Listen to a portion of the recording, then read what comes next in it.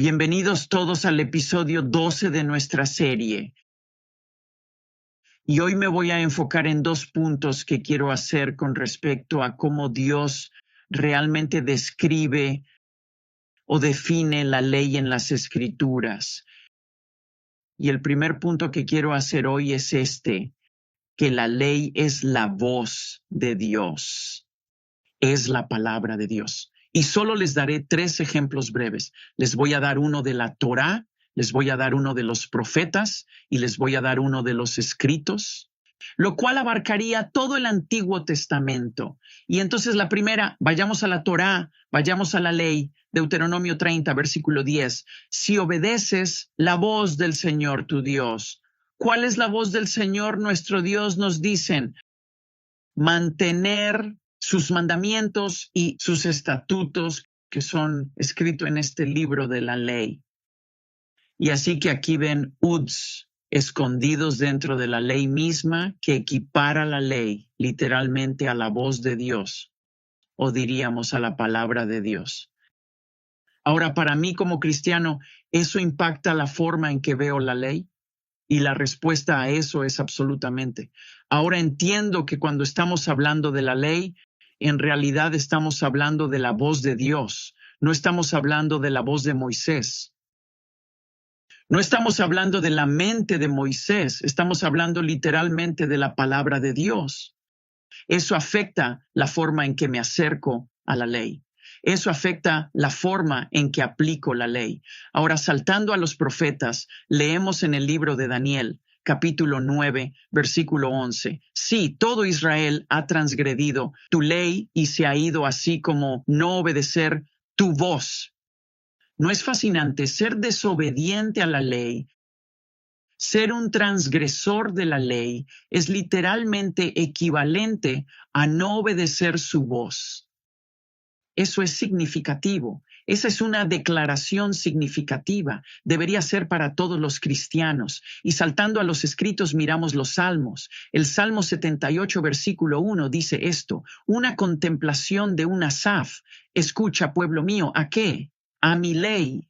Inclina tus oídos hacia las palabras de mi boca. Mira, esta es la mente del Señor. Este es el corazón del Señor. Permítame decir que es la voz del Señor. Debemos inclinar nuestro oído a su ley, a su voz. Ahora, sobre la base de esto, quiero llegar a mi segundo punto, y es el hecho de que se nos dice que la ley es en realidad la Escritura. Una vez más, esto impacta dramáticamente la forma en que veo como cristiano la ley. Y quiero saltar al Evangelio de Lucas y mostrarles lo que Jesús tiene que decir. Esto es después de la resurrección, ¿de acuerdo? Entonces les dijo, estas son las palabras que os hablé cuando aún estaba con vosotros, que es necesario que se cumplan todas las cosas que estaban escritas en el ley de Moisés y la profetas y el salmos concernientes a mí. Ahora quiero detenerme aquí porque esta es una representación tradicional, por así decirlo, de lo que se conoce como el Antiguo Testamento, o según la tradición judía, esto se llamaría el Tanakh. Y el Tanakh es un acrónimo de la Torá, el Nabín y el Katabim. Y usted sabe, el Antiguo Testamento se expresa principalmente de 2 maneras. Se expresa a través del concepto de la ley y los profetas, o se expresa a través de la ley, los profetas y los escritos. Ninguno de los 2 está equivocado. Ambos tienen razón. Ambos son expresiones perfectas de lo que llamaríamos la totalidad del Antiguo Testamento. Y usted sabe, este es el principio que gobierna, tejido a lo largo de las Escrituras, tanto en el Antiguo como en el Nuevo Testamento, que todas las cosas se establecen específicamente sobre el testimonio de 2 y 3. No se puede dar muerte a alguien si no es con el testimonio de 2 o 3. Para ser testigos válidos tenías que tener los testigos de 2 o 3. Jesús dice en el Nuevo Testamento que dice, donde 2 o 3 están reunidos en mi nombre, allí estoy yo en medio de ellos. Jesús envió a sus discípulos de 2 en 2. Podríamos seguir y seguir y seguir. Allí está este principio rector, incluso en lo que respecta a expresar su escritura. Y entonces Jesús saca esto a la luz. Ahora, Quiero unir esto a medida que continuamos en el versículo 45. Él dice, y él abrió su entendimiento para que pudieran comprender las escrituras. Entonces lo conseguiste, así como sacó la ley, los profetas y los escritos, todo el Antiguo Testamento se aclara literalmente que es escritura en el griego, grafai. Eso es lo que es la escritura. Y esto impacta en la forma en que veo específicamente la ley. Sobre la base de esto, quiero llevarlos al Evangelio de Marcos. De nuevo, esta va a ser una situación en la que Jesús está teniendo una interacción con los saduceos.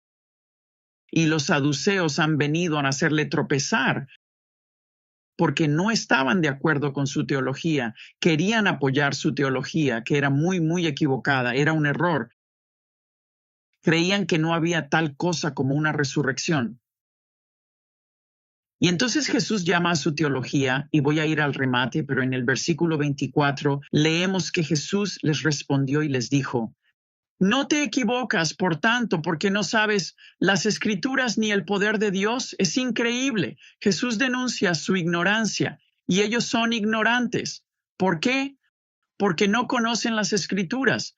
No tienen ni idea de las escrituras. Pero ahora Jesús va a ser muy específico. ¿Qué quiso decir Jesús con las escrituras? Que ellos no conocían las escrituras. Continuando con el versículo 26, pero en cuanto a los muertos que resuciten, ¿no has leído en el libro de Moisés, en el pasaje de la zarza ardiente, cómo Dios le habló? Y luego él continúa y habla de que yo soy el Dios de Abraham, Isaac y Jacob. Él no es el Dios de los muertos, él es el Dios de los vivos. Y entonces Jesús los lleva a la ley y dice que es una prueba. Justo dentro de la ley obtenemos la educación, obtenemos el conocimiento y el entendimiento y la sabiduría del Señor, que, adivinen qué, hay una resurrección de los muertos. De lo contrario, Dios nunca hubiera dicho que yo soy el Dios de Abraham, Isaac y Jacob, porque Él no es el Dios de los muertos, Él es solamente el Dios de los vivientes, probando que hay una resurrección. Ahora saltando al capítulo 2 de Santiago, Santiago dice, si realmente cumples la ley real, según las escrituras. Y entonces, ¿de dónde se basa? Él dice, amarás a tu prójimo como a ti mismo, harás el bien, literalmente yendo al corazón de la ley, de la Torá. Y ese es el libro de Levítico, específicamente el capítulo 19, versículo 18. Literalmente identifica a Levítico como la escritura. Muy, muy significativo. Sabes, para muchos cristianos, basándome en conversaciones que he tenido, están casi asustados del libro de Levítico, en el sentido de todo lo que es tan anticuado, que no tiene nada que ver, solo se trata de viejos sacrificios, es un sistema de sacrificio opresivo, y por lo tanto, saben, eso no tiene nada para el cristiano, está completamente eliminado, no hay nada allí para nosotros.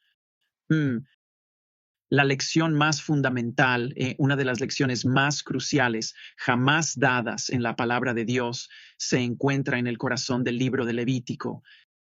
Lo que va a transformar totalmente o debería moldear tu comprensión y perspectiva del libro en sí, por no hablar de la ley en su conjunto.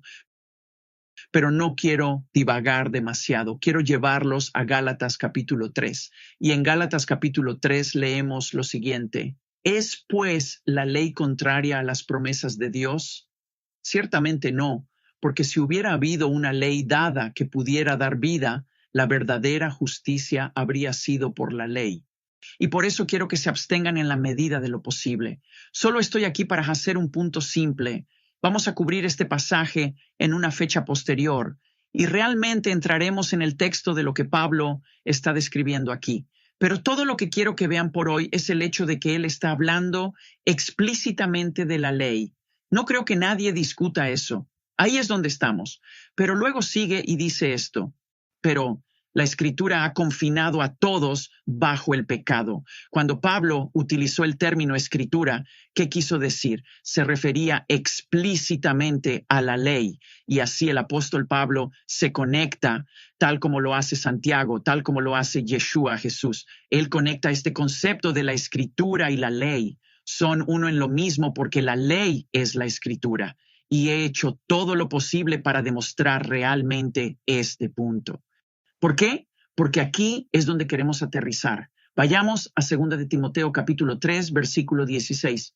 El apóstol Pablo dice lo siguiente: toda la escritura, posigrafai, es dada por inspiración de Dios y es rentable para doctrina, para reprensión, por corrección y instrucción en justicia. Ahora piensa en eso. Yo sé lo que es la escritura y según Pablo, posigrafai, toda la escritura, es decir, la Torá, los profetas, los escritos, toda la escritura es provechosa para la doctrina.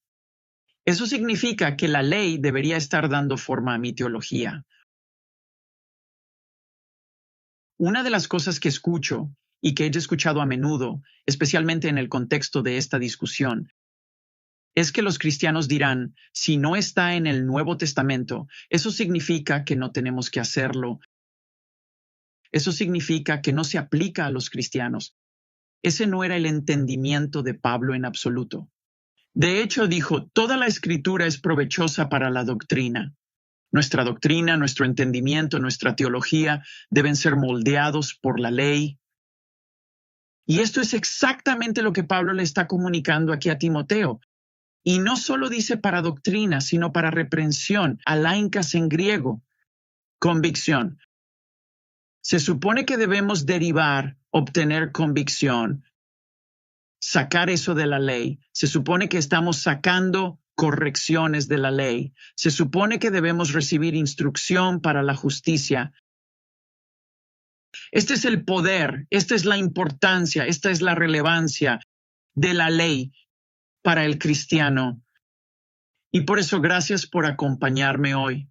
Espero, si Dios quiere, verte en los próximos videos. El Señor te bendiga y te guarde.